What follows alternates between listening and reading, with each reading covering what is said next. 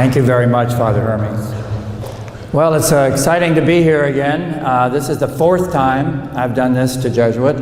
I made a pact with the people that we try to do it every 3 years because the science changes, but COVID messed up last year. So I think I'm right, if you could just back me up, that no one has heard this talk before.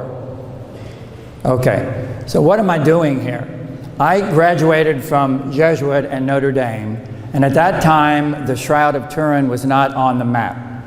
So I didn't find that out till 1977 when I was watching television. And when I watched television, I saw this cloth showed up, CNN or whatever, and the first thing I had, because I was trained to be a pain in the neck by my education and doubt everything, that I doubted that it was real. So I thought the shroud was a fake. I thought everything about it was made up, and it couldn't possibly be right.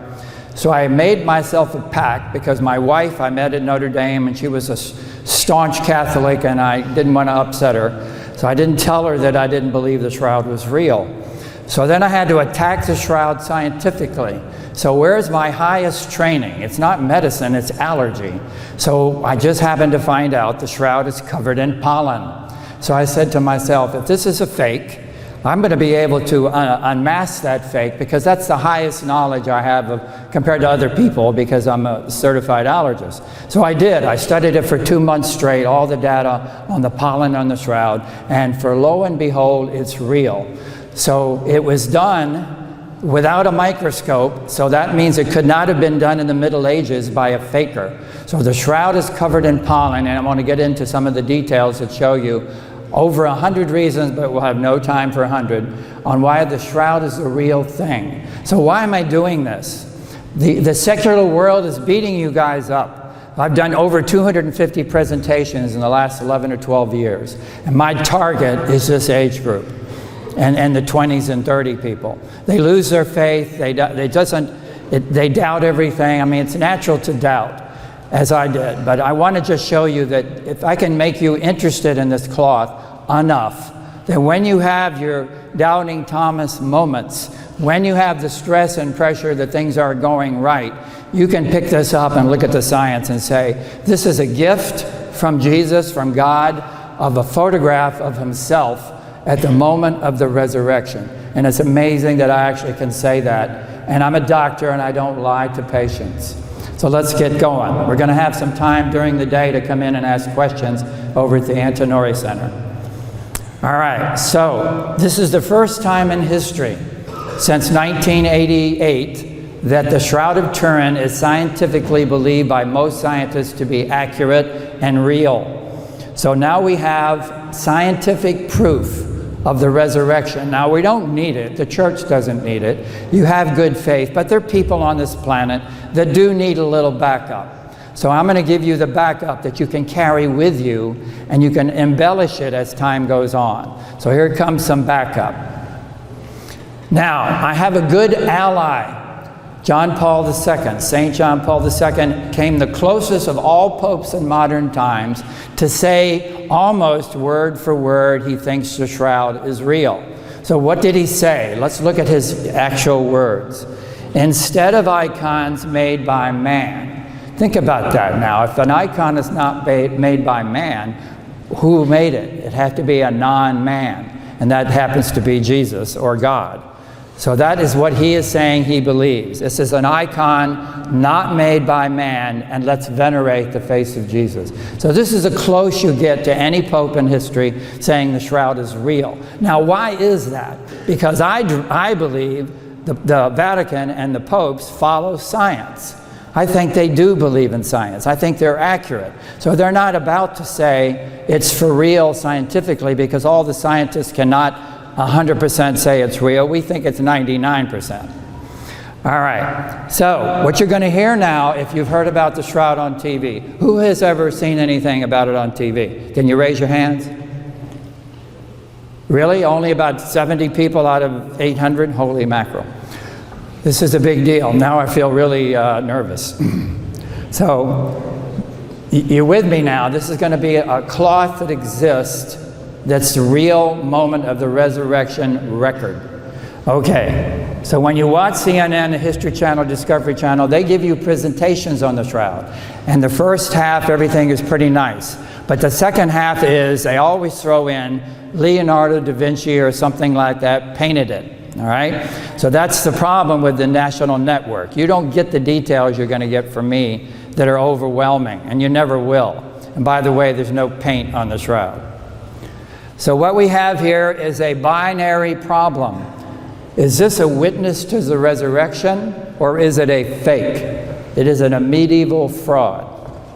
So this is the position of the dead body of Christ in rigor mortis, being on, we don't know if this is this is just an artist's presentation.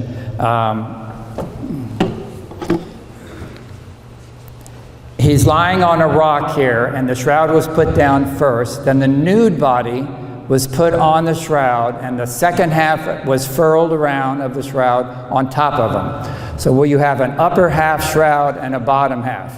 And when this image is created during the moment of the resurrection, I can't believe I'm saying these words, and you can't believe it either because you never heard them before. The front of him is registered in a photograph quality on this side of the cloth, and the back of him is registered in a photographic quality on the lower cloth. All right? All right, this is the Shroud of Turin. I took this picture in 2015. It was open for exhibition then. The next one will be 2025 in Turin, Italy. So we were standing about 15 feet away, and you can see that it doesn't jump out and grab you. So let's take it to pieces here. These are burn marks, so eliminate that from your thinking, and look at the face of Jesus. Look at the space that represents the top of his head. This is the back of his head. This is his back and shoulders. You get a little impression of scourge marks. Then you can see going forward, blood coming out of a wrist and down to the feet. All right. Oops. All right, now this is this is a computer contrast, so you can see it better. And the water stains is because people have been trying to destroy it. So they tried to burn it in Lirey, France. And they tried to put out the fire with the water, so you see the triangular in the middle of his chest, water stains. But now you can appreciate more the face and nose and eyes. And I'm going to show you a better picture because this is just regular light. This is not photonegativity. So this man is not done by a medieval artist, because a medieval artist wouldn't draw a picture of Jesus with the qualities that's on this shroud. The quality means there are no ears on this man. So why would an artist draw Jesus with no ears? There are no cheeks on this man. His toes are missing because the apostles didn't lay him down perfectly in the middle of the shroud. An artist, of course, would have drawn it perfectly. So there's a lot of qualities that we're going to go, that they're going to show you this was not done by an artist. All right, so where has it existed? The bottom right, you can see obviously Jerusalem, then it moved to Antioch in 70 AD, Edessa, Turkey, Istanbul, now Constantinople, Athens. We think the Knights Templar had it. Ended up in Lirey, France, Chambéry, and now it's in Turin, Italy. That's the history, but I don't have time. That's another hour talk on all the evidence. But I have one slide on each piece of evidence. So circumstantial evidence is necessary on the first half because there's no printing press. Nobody's taking pictures. Nobody's writing reproducible information. So what you see then for the first half is circumstantial evidence. Now the circumstantial evidence is this. This is a painting from 550 AD, and laying over it is the shroud itself, a digital overlay. So what you can see is that the nose matches the nose of the photograph, of the drawing, and the position of the mouth. Those are called points of congruence. So if you have a measuring of the distance from the nose to the mouth, the width of the mouth, the length of the nose, the points of congruence between the drawing of 550 AD and the shroud is 120 positions of congruence. So that means a human had to draw this picture looking at the shroud itself. He could not have come up with 120 perfect details of the face of Jesus. All right, documented history is a little easier.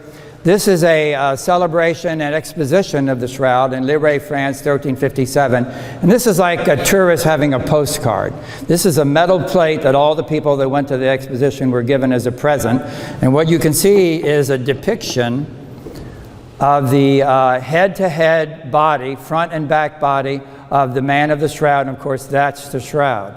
So this appears in 1357 and 1502 when it was under exhibition. Finally, it made its way to Turin, Italy, and it's not been owned by the Pope or the Church until finally the last king of Italy, King of Savoy, in 1885, willed the shroud to the sitting Pope. So it's owned by the sitting Pope only since 1985. It's now kept in the Turin Cathedral, and it's in an argon steel case, bomb-proof. And the argon gas protects oxidation from letting it be just room air. If you went to see it now, all you would see is this. The exhibitions are about every 4 to 5 years. All right, now here's where real science starts now. It starts in 1898 because somebody takes a photograph. All right, so basic physical facts of real science. It's a linen cloth, it's high quality, which is a quote from the Bible. Joseph of Arimathea had a fine quality linen cloth, has blood on it, but the biggest point of all, it has an image. And that image now, in the year 2023, cannot be duplicated by the human race. We cannot do it. I'll show you some details. This is what the cloth used for carbon dating. This is a piece they used for carbon dating. Now take a look at that. If you're sitting a little closer, you can see how it looks like freshly weaved cloth. Not something 2,000 years old. Now that's a subjective impression. That's not science. That's just an opinion. Now we have the first photograph ever taken in 1898 by Segunda Pia. And you can see he took it in 1898, and photography was invented in 1826. So if this is a quality of a photograph, how could a person fake it in the year 1200 when there was no such thing as photography? Just to get your mind tuned in. So this is a normal photographic picture that acts like a negative. So you guys are too young to know about photonegativity and going to the pharmacy and picking up your film. But we used to pick up our film and we'd have a negative where our bodies were dark and the background was light. And the reverse when we made a negative of a negative. So Dr. Jackson is involved in this, and I'm going to tell you about that situation. All right, so Segunda Pia, an amateur photographer, took that photograph to his dark room and made a negative of a negative. So a negative of a negative is a positive. So the picture on the shroud is not a photographic positive, but when he submitted it, this is what he got.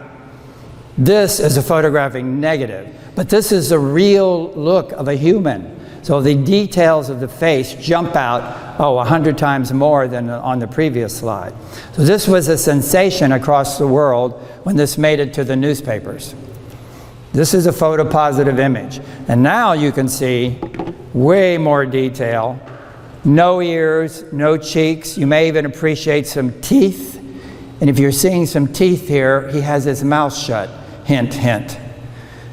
Long hair, blood in the hair, and I don't think hair bleeds. At least I missed that class in medical school. All right, so 1931, 33 years later, the cameras get better.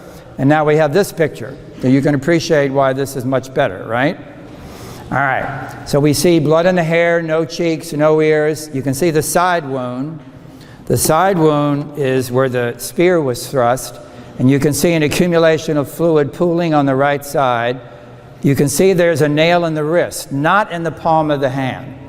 You are used to seeing artwork in the churches and museums of pictures of Jesus on the cross or posts on the cross with a nail going through the palm of the hand. The palm of the hand doesn't have anything but flesh, so it does not have the ability to hold up 90 pounds of weight. You have to the nail has to be in the wrist to hold a human on a cross. One nail has to be in each wrist. So this shroud agrees with science rather than all the drawings for the last 2,000 years, and says that the nail is in the wrist.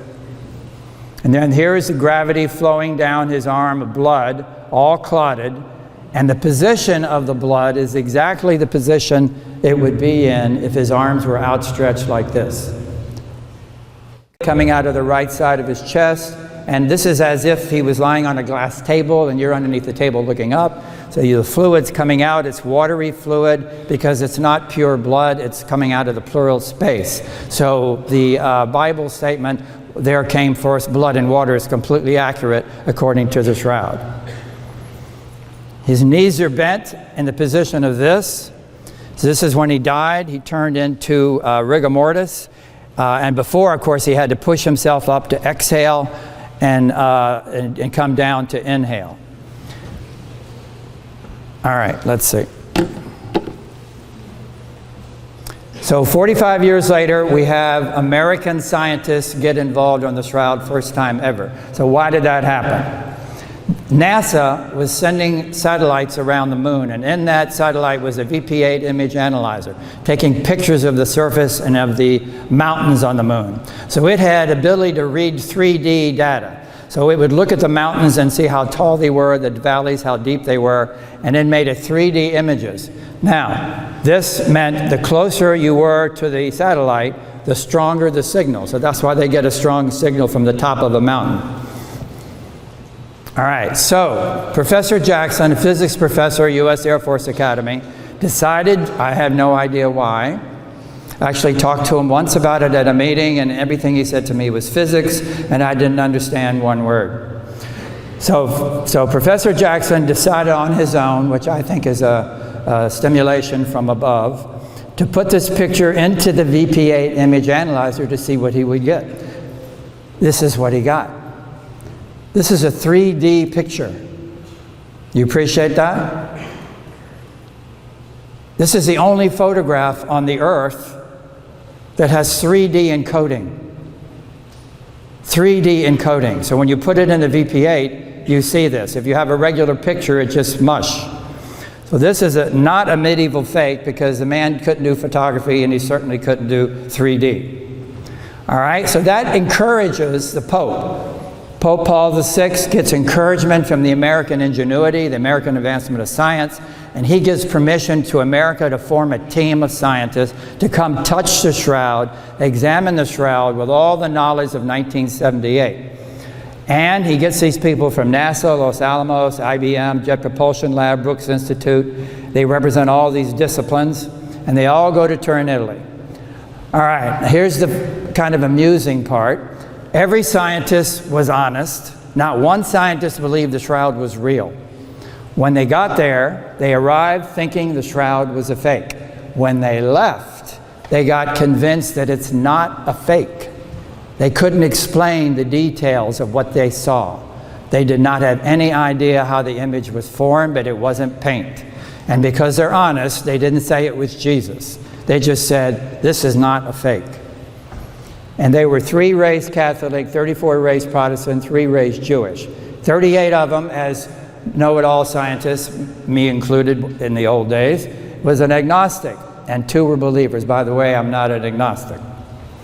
All right, this is where I come in. This is when I finally grabbed some information that I could believe. There's only 3 types of pollen. There are 3 types of pollen on the shroud that are only found in Jerusalem.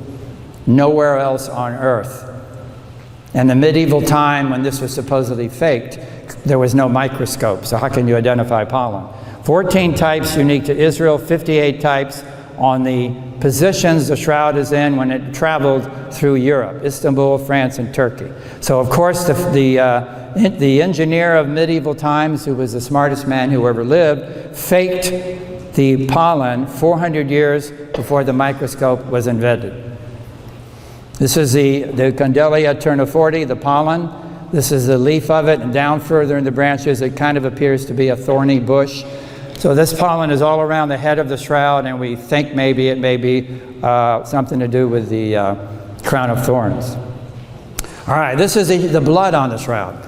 So the blood on the shroud, when the STURP team finished and took everything back to America to analyze it, they found out that it was blood type AB. Now, you've had enough chemistry and to know that AB is called the universal receiver, right? You all had that? So in a transfusion, you can receive all that if you're an AB. So my little joke, inside joke, that I think Jesus threw into this, he is the universal receiver, so his blood type matches.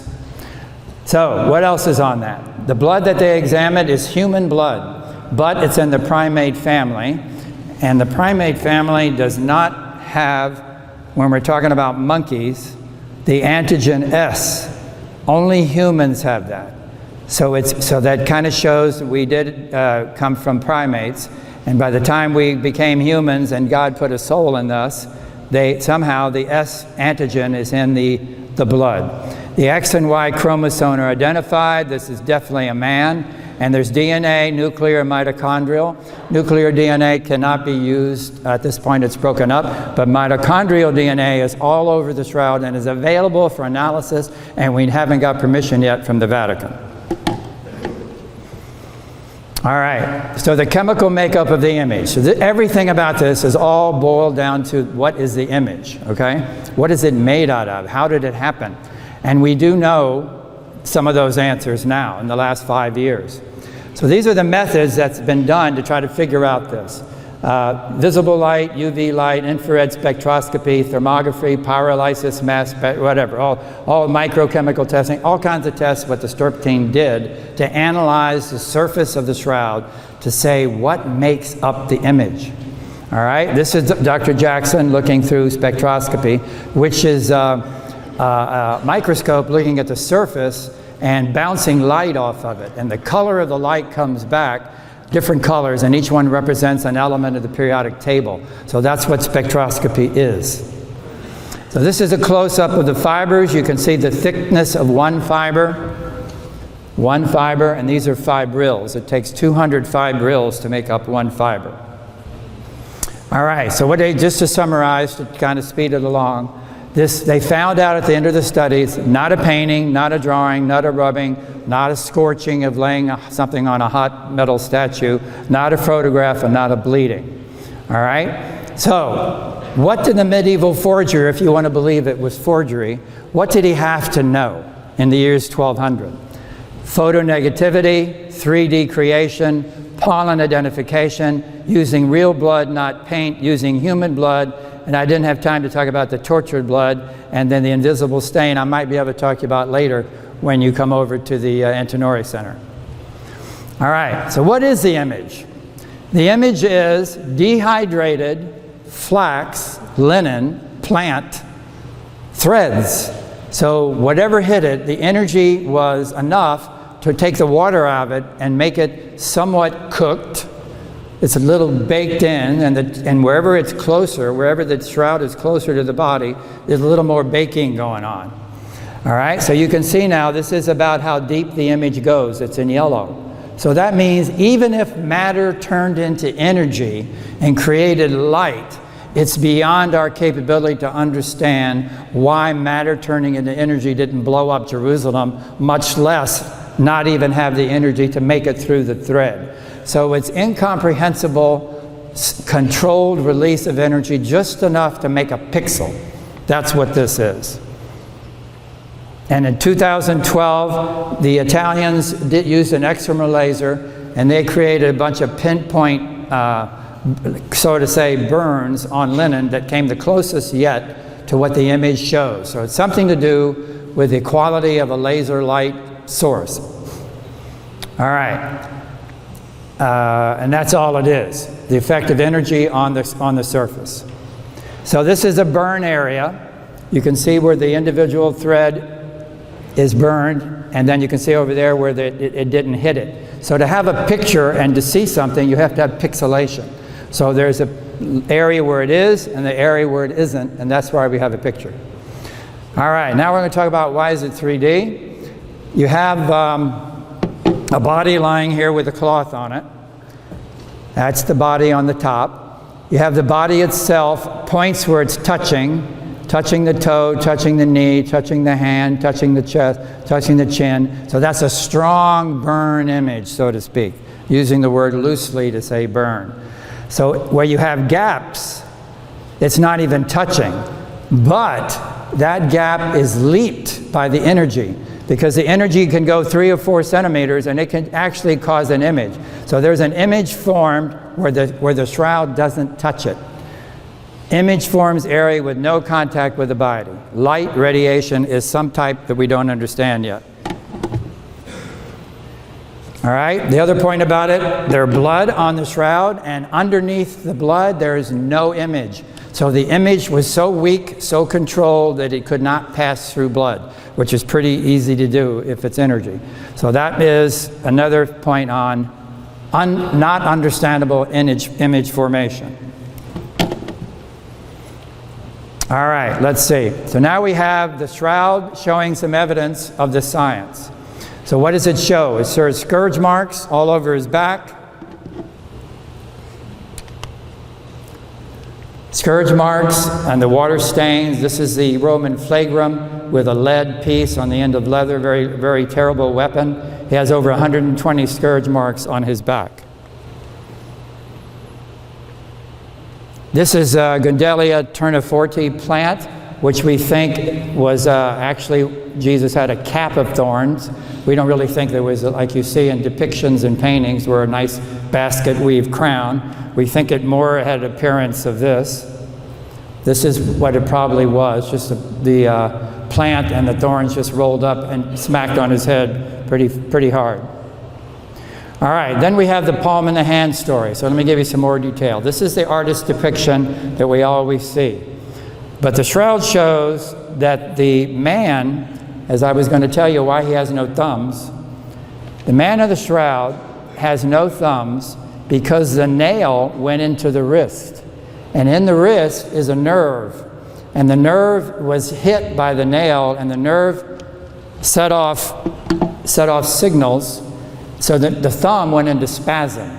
So while he was alive, the nail went through and the thumb went into spasm and folded under into the palm of the hand. So when the creation of the image was made, the thumb is hiding under the palm of the hand. So there you go. That's how the image has no thumbs.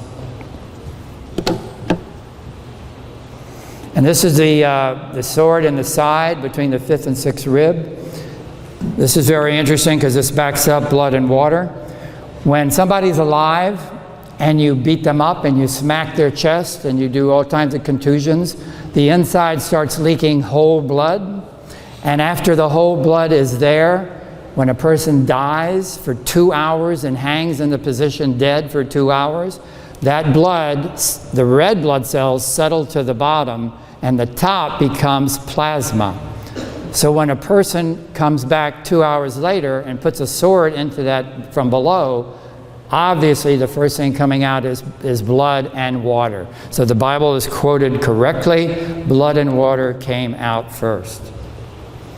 So there's over 100 things that I haven't even mentioned today. I don't have the time, but I'm trying to perk your interest. This is the rest of your life we're talking about. This is amazing because all this is just coming out in what you're going to hear now in the last 5 years. So the rest of your life, read about it, because it'll give you a way to pick up your day and your frustrations and know there's something out there waiting for you. All right, 1988, carbon dating was done. It was a disaster. It said the shroud is a fake and was made in 1240.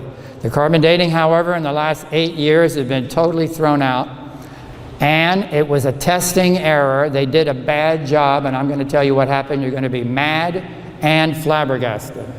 The sample was taken on a 14-foot long cloth, the size of a postage stamp or two, only in one place. And guess what scientists were not included in the carbon dating? The United States of America wasn't invited. So this represents the Italians only and the carbon dating lab personnel, and the one man on the planet who ran the show was a head Italian scientist from Turin, right here. He's dead, so I can use his name now. He is responsible for not inviting the United States after they had already developed a protocol. Many countries got together and developed a protocol to take 6 sample sites, all over the shroud. That's the only way you can carbon date anything, because some sites can be spoiled. But he decided to take it only from one place, and that's what he did. And the results, I'll show you where he took it from. The results are themselves obviously nuts, because Arizona took a piece of the shroud. They were given this section of it, and Arizona took this piece. This is about 4 or 5 inches. So they were given this piece, and they burned it up and did carbon dating. On that first section, they said the shroud was pulled out of the ground in 1238. Oh, but the other side said it was pulled out of the ground in 1430. So that is the same piece of cloth that's 4 inches over. It changes by almost 200 years. That's impossible. That's called heterogeneity. You cannot do a dating of anything or any cloth if you get multiple dates all over the place. When you do the burial of the cavemen or the people that are 10,000 years old, you get pretty darn close, and it agrees on every piece of the cloth. This data of not being homogeneous came out and is now published because they had to sue the people to get the raw data. So the raw data was obtained from Oxford and Arizona. So what does this represent? As we go from left to right, the patch job is cotton attached to linen. Ancient linen is here, cotton is here.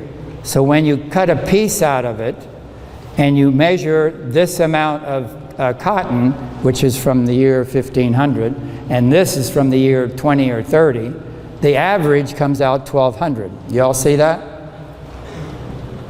Okay, we'll talk about it later in the next classes so you can get more questions. All right, so this is a close-up. The top represents the cotton, the next is the original linen, and by looking at this a little closer, you can see these are more vibrant white rectangles. Those are less impressive. And then when you get a very big close-up, you can see on the right the linen is definitely more vibrant white rectangles with small channels. And over here, the rectangle is beat up and it has very large channels.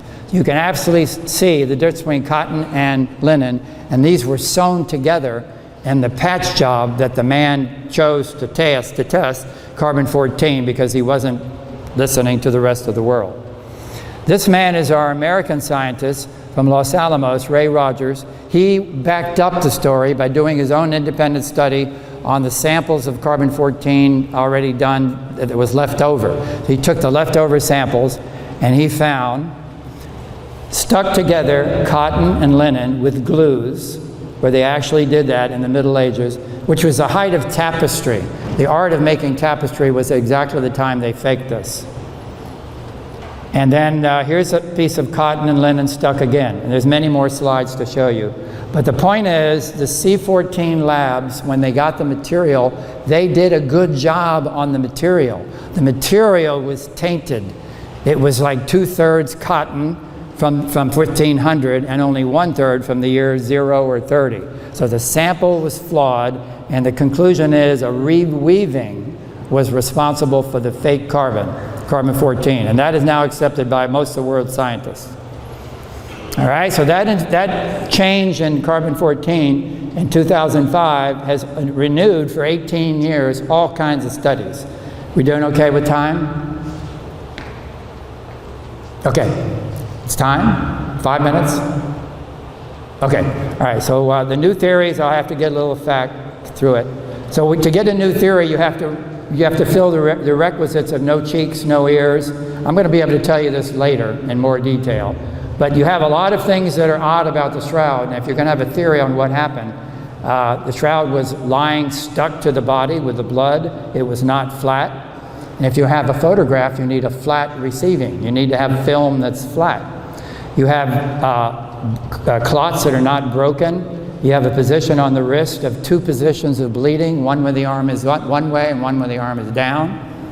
All those things have to be incorporated in your idea of what happened and the theory of the moment of the resurrection. All right, so according to Dr. Jackson, this is who I met. And here's a little quick joke. I was on the airplane coming home. I looked at some photographs, and Jesus told me that Jackson was right. He put a halo on top of Jackson's head to tell me he was right. Bad joke. All right, so here's the fall-through theory. The blue shroud on the top falls through the body as the body dematerializes. The energy is absorbed as the cloth falls through. So there's the shroud on the top, looking down on his head. As it falls through the body, the energy is transforming, changes on the shroud, pinpoint burn, making pixels. And finally, the shroud clears the whole head and ends up the upper shroud with an image on both sides. The bottom shroud only has an image on the facing, touching surface. We'll go into that detail later. This is just a taste because this is too much to throw at you so quickly. All right, so what really happened is dematerialization. The atoms disintegrate. It's all Einstein's equation in reverse. That's what atomic bombs are. So this was the atomic bomb of a human being's mass turning into energy in a controlled fashion that is not understandable by the human race, making pixelations to show us a picture. And that's essentially what happened. All right, so I'm going to skip this slide and just tell you the 21st century, why does this exist? I think it exists to return the faith. The people that are losing it come back to Christianity, that are in their 30s and 40s, to look at science, to not let people like you lose their faith that's been ingrained in you here, and even before, because you're going to get beat up when you get on to college and later on. People are going to tell you it's all not true, and you're going to have some fight to give them back, which is the science of the shroud. And of course, to bring new faith to all ages. So, it's the first selfie, no question, and I'll see you all later this afternoon, and we're going to have question and answers until I collapse. All right, I'll answer any question you can. Mean question, nice question, I don't care. All right, I'm a doctor, you're a patient. Ask a mean question, it's okay. All right, so please join us later to ask all your questions. I'll have some more slides. Thank you very much.